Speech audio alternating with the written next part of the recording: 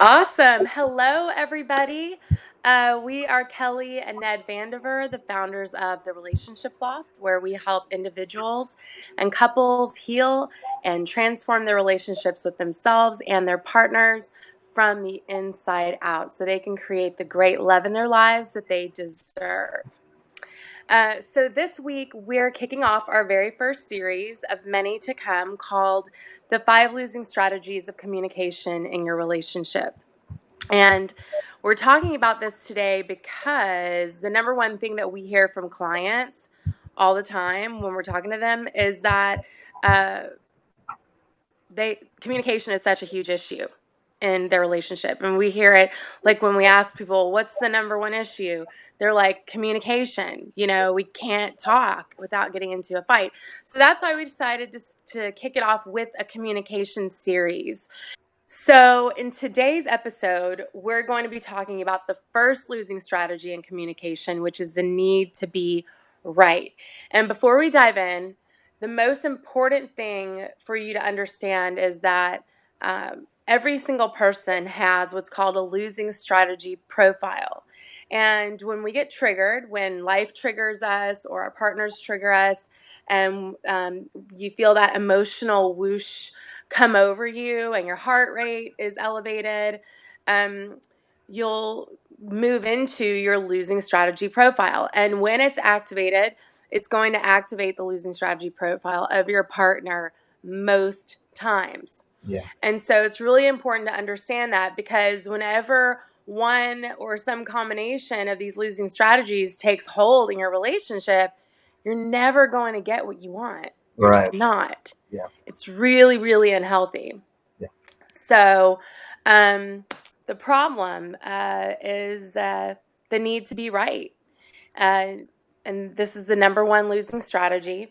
And as common and as acceptable as these things are in our culture, they're completely toxic and they're completely unnecessary and they're very dysfunctional and damaging to the relationship. Yeah. It's unfortunate that they are. It is accepted, but I mean, we kind of know why too, though, because of the history of traditional relationship and marriage. For the better part of a couple centuries now, men have always kind of been measured in the way of against a woman as being a little bit more, having a little bit more power, so to speak, right? So Yeah. that's kind of that's the way the traditional marriage has looked like, and for a lot of men, they still live in this paradigm, unfortunately. Yeah. Yeah. Yeah, the old paradigm of relationship, which is a control-based model that is very deflective, and um, it's a dying or dead model, in my opinion. And the new relationship model of today really needs to be around healing and doing your inside out work to figure out what's inside of you that's keeping you from the love that you want in your life.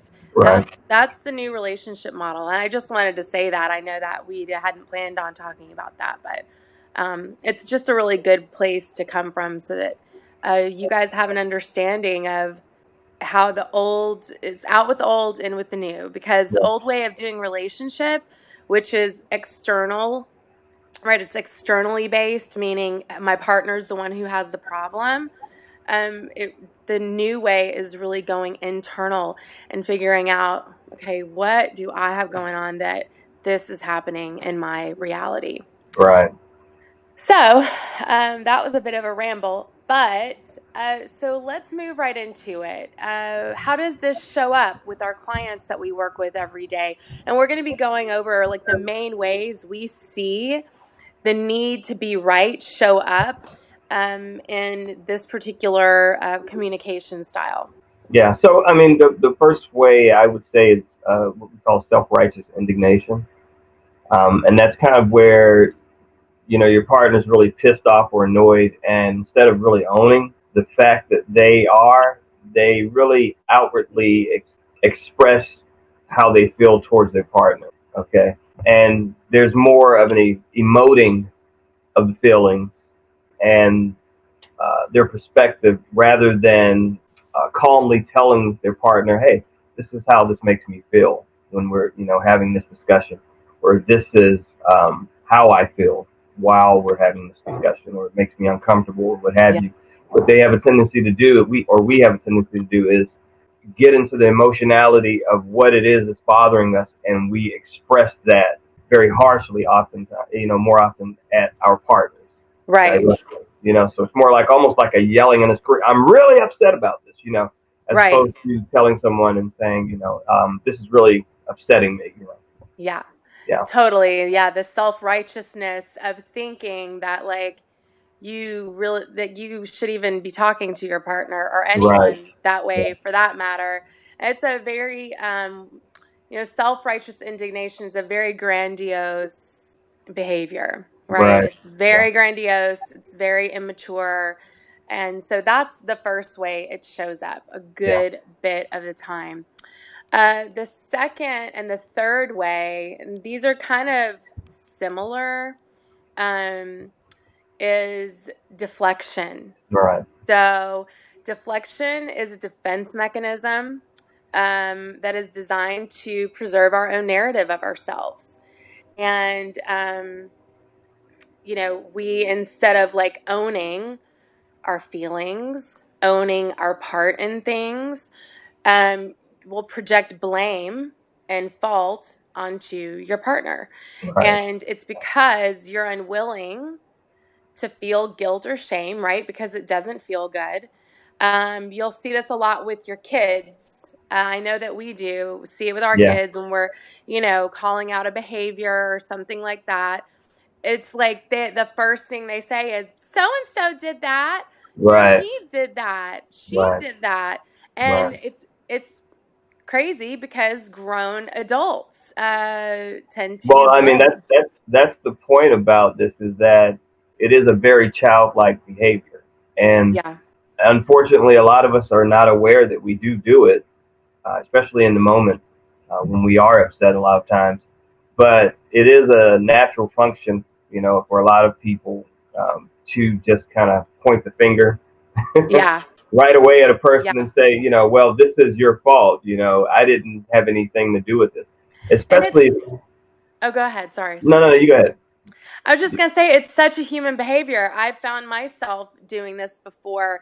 It's like when something happens or someone gets hurt or Yeah, just something doesn't go your way or you're stressed out about anything in life or whatever, it's like it's got to be someone else's fault. right. Okay. Yeah. And And we talk about this a little bit because we know the hardest thing for people to do is own their part mhm. of the problem. Yeah, It totally. feels a lot better if you can blame someone else, and that's Yeah. part of the issue, uh, Yeah. around needing to be right. This is part of what perpetuates that cycle of arguments and just arguing. Period. A lot of Yeah. times it's over, and I'm going to say the same arguments are the things that we find ourselves having, doing the same thing over and over again and battling back and forth about. And that's so you have to take a really mature stance and recognize that I'm doing something wrong, and you have to do something very differently. Yeah.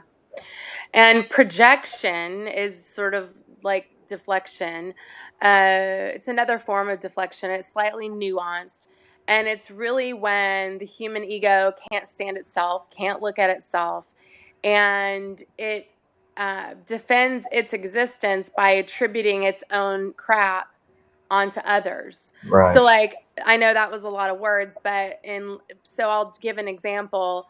I have this particular friend. I would call this person a friend, but I don't spend time with this person anymore. This person is a person I love from a distance now. But this particular person is known for being really rude and very grandiose and quite narcissistic. And she goes around, though, talking incessantly about how everyone else is rude. Yeah. So that's an example. Does anyone out there know someone like that? I know that I do. I I know. mean, I'm pretty sure everyone knows that Yeah. person. Yeah. And So I mean, that's a and in form of that case, projection. right. And in that case, we find that we're dealing with a person who's very insecure. Yes. Okay. And because again, the lack of ownership or the inability to be able to look at ourselves and see ourselves in some of these places, sometimes it's comical. You know, Yeah. the fact that people just really don't want to look at themselves and their friends around them, they make a comment and somebody, you have a girlfriend or one of your boyfriends look around at you and go, "Are you kidding me?" Because they Yeah, know they're yeah, like, yeah. "I can't believe you said that." You're just like that. That kind of thing. And so Yeah. you said you have some people, your close friends may call you out on it, but most of the time it's a behavior that the person does when they're around strangers, right? Because the idea is to always one up. You always want to kind of one up yourself and look better than the person who you're actually projecting on. Yes. Yes. Yeah, Totally. yeah, And sometimes the projection and the deflection can be more passive aggressive. Women tend to be more passive aggressive in these ways if they have this need to be right, and they beat around the bush. And men sometimes are more direct about it.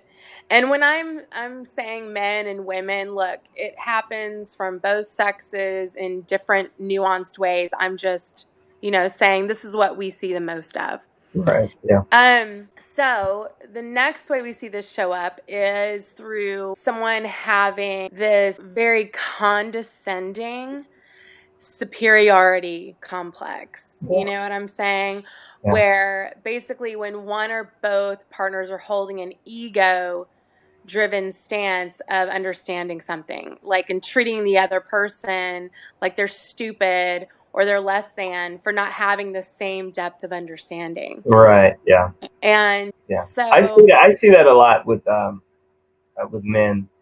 You know, Unfortunately, I yeah, see in the cases that we've had our clients. Um, we've had clients. I see a lot of that with the men, and part of the reason is again there's uh, this old narrative around, like, we talk about the traditional marriage and relationship and what that looks like, and men.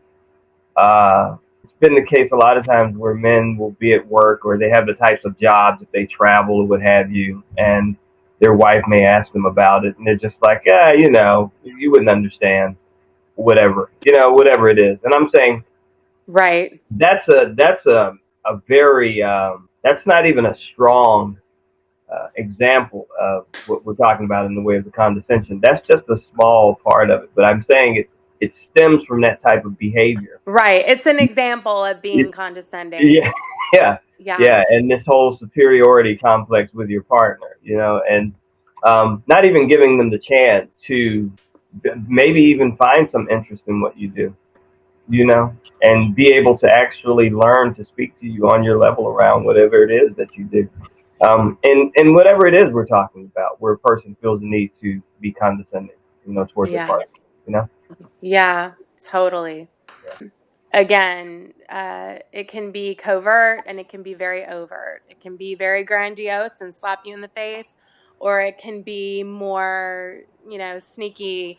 And but if there's any sort, if your partner is feeling like, you are, you know, trying to make them feel stupid, right, or less than in any way, that's condescending superiority. And again, people do this stuff unconsciously. This work that we do with people is about making the unconscious conscious for you so that you can shift it. And that's, how we help our clients transform, their relationships.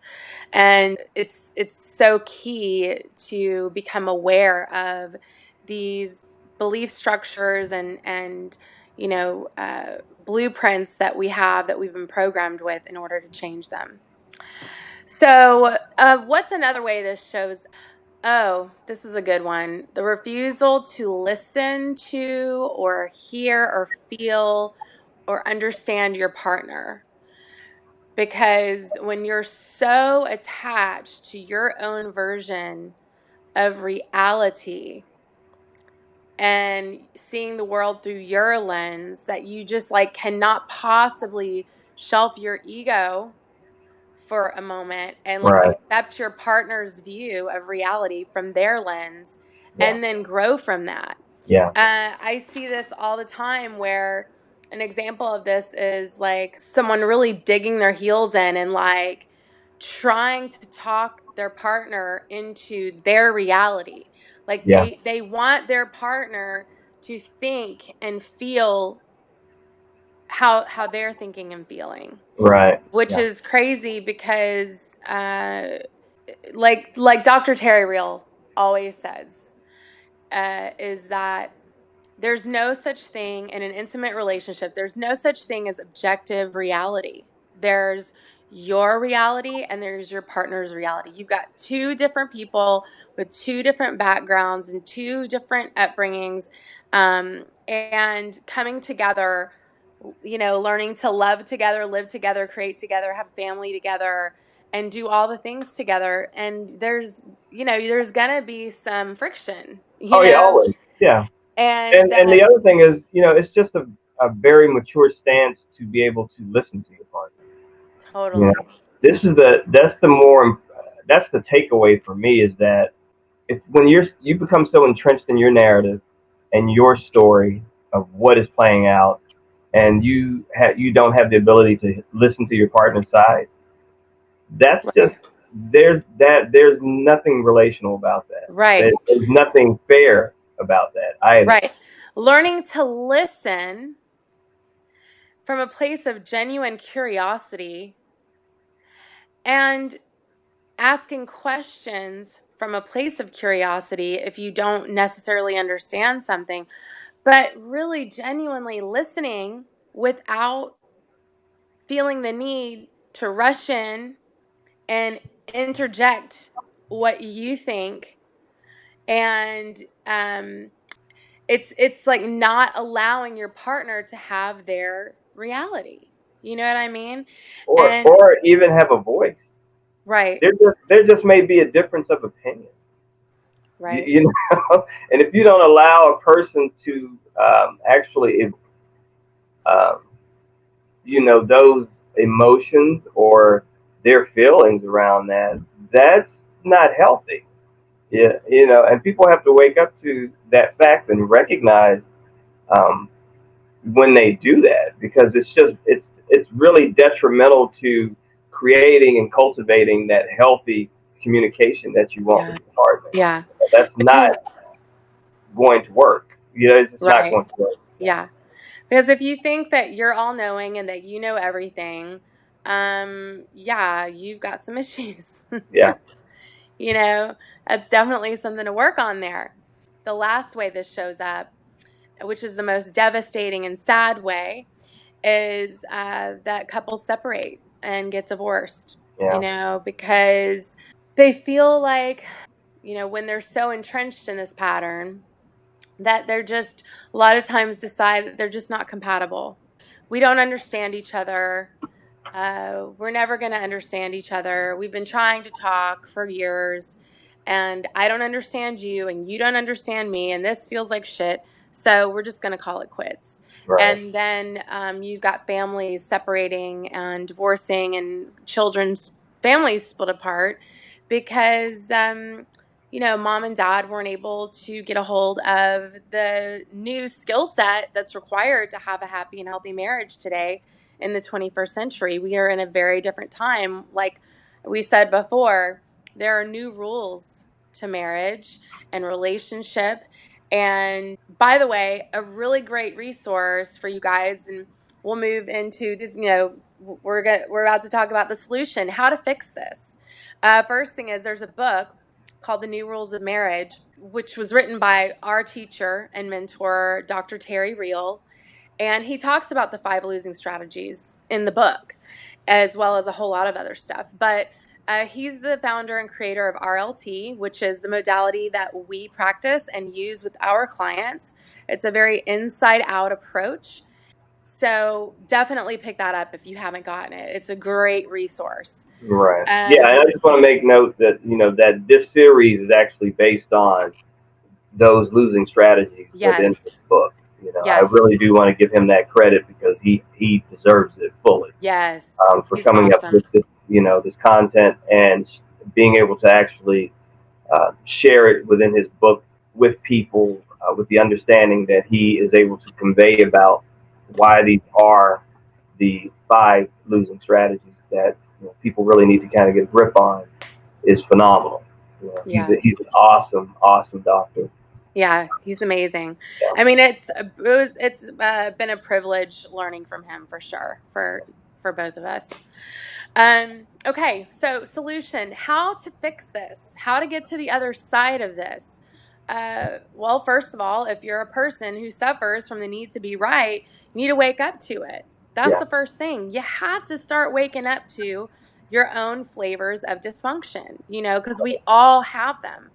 And you got to swallow your pride and you got to take like 100% ownership in your situation and your circumstances, because this is about, if you truly want to be in a great relationship, okay, a great love and great relationship it's a lifestyle. I always say great love is a lifestyle. And this is about two people who want to be in a loving and mature and mutually cherishing marriage. And if that's truly what you want, you have to take ownership of where you're at and like grow up right, and realize that you've got some stuff that you have to work on. Because it's not about what your partner's doing. Now, your partner may be doing some stuff and being in their dysfunction and being in their personality issues, no doubt, because we all are until we start doing our inner healing work. But if you're listening to this, I promise you, you have your own issues, and those are the issues you want to start to focus on instead of being externally focused on it's your fault, you need to change for me to be happy, you've got to be this way. That's the old model. That's the control based, you need to change in order for me to be happy. And the new way is I need to change in order for me to be happy. right, Okay. So it's really taking ownership. It's waking up to it is the first key.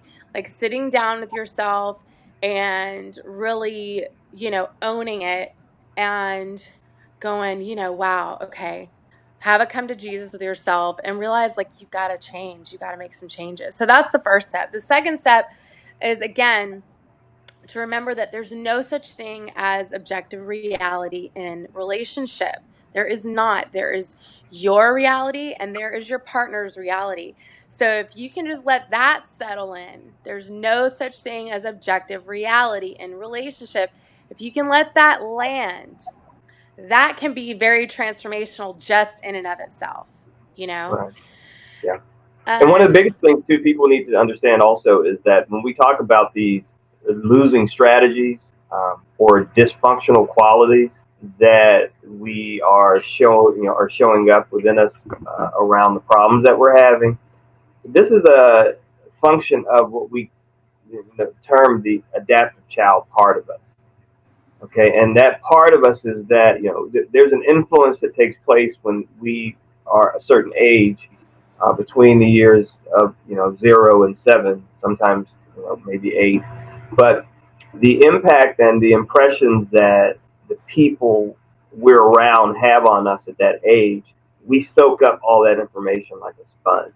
yeah, Okay, and when we deal with any type of situation as a child that may be considered a trauma, we go into what's called, a fight, flight, or freeze.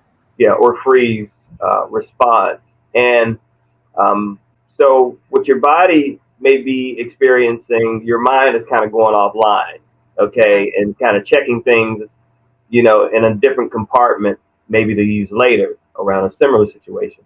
And that's kind of what plays out, if we are not aware of these things that occur to us, as children, yeah, that become these, kind of traumas for us, or this traumatic experience for us as a child. It kind of plays out when we become adults.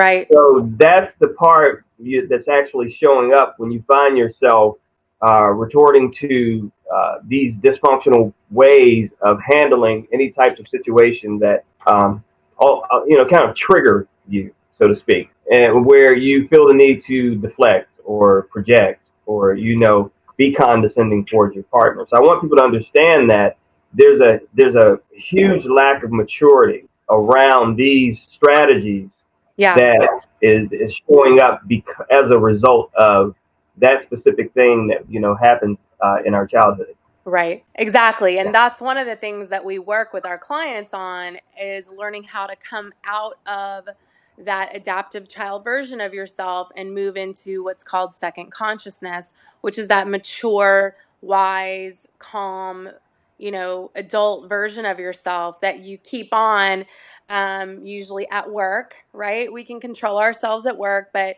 usually, once we get home, then it's like what? Like everything goes out the window in terms Yeah, of being a mature adult.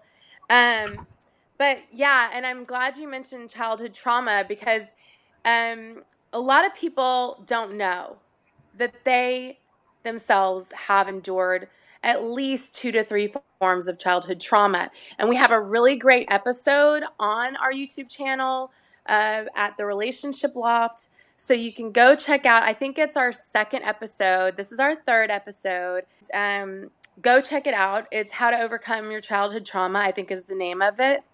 And we talk about, basically throughout the episode, we go through the checklist of the 10 different types of childhood trauma so that you can go and watch that episode and just become self-aware as to what traumas you've endured. Because what happens is whatever we've endured, whether it's a neglectful type of trauma or mom and dad were yelling at each other when we were young growing up, or sexual abuse, which is so common that I never knew that was so common until we started doing this work. Or whatever kind of trauma it is, what happens is those are the things that create the belief systems that we have and the paradigms that we have subconsciously that we then play out into our adult life in our relationships. And it's toxic. And the longer you wait to heal yourself, the worse it gets with age. These personality issues, these bad patterns, these losing strategy profiles, it gets worse with age. Yeah. The longer you wait to address it. So Right. I just wanted to say that as well. Third thing is boundaries. So lots of people don't have healthy boundaries. I know for me, in my last marriage, I certainly didn't. And if you're a person in the relationship dealing with a partner who suffers with the need to be right, you've got to begin to create healthy boundaries for yourself and with yourself, internally to yourself, and then also with your partner. And when your partner deflects or projects or spews at you, you've got to stand up for yourself. You've got to Right. rock the boat a little bit and don't take it personal and make their entrenched patterns about, when your partner projects and spews at you, you got to stand up for yourself and Yeah. don't internalize your partner's stuff. This is their Right. problem, not yours. I know so many people, especially women, will internalize their partner's stuff that gets spewed at them, and Yeah. they make it about themselves, and they're like they start to become sort of shells of themselves and very insecure because they believe these things that are being said to them to be true. Well, and that's part of the self-awareness check that we're talking about. Right. That it's not just about self-awareness. Is not just about recognizing where you could do better. It's also recognizing where you have power too. And where you're strong within yourself. These are the things that you kind of want to acknowledge also. As part of the journey of healing is really learning how to forgive yourself in areas where you may feel like you have some shortcomings or haven't been the best person also. And Yeah. overcoming that is learning how to feel better about yourself around these situations also. And Yeah. so the awareness, Really.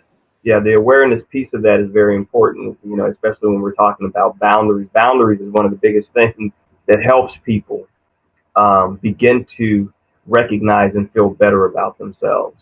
You know, when you don't allow a person to treat you a certain way or speak to you in a certain way, you know, you're standing up for yourself. You know, and so a lot of people need to learn how to do that, and that's where you say a lot of women kind of fall into that category of taking on that stuff from their spouses, unfortunately, because Yeah. men have a tendency to really, you know, project or deflect this stuff onto and have their partner carry that baggage for them, and then you know Yeah. back off and go have a beer or whatever. But it's a bad thing because it makes a lot of women feel very very inadequate, you know, Yeah. and that's not the case, but probably 99% of the time for these ladies. So Yeah.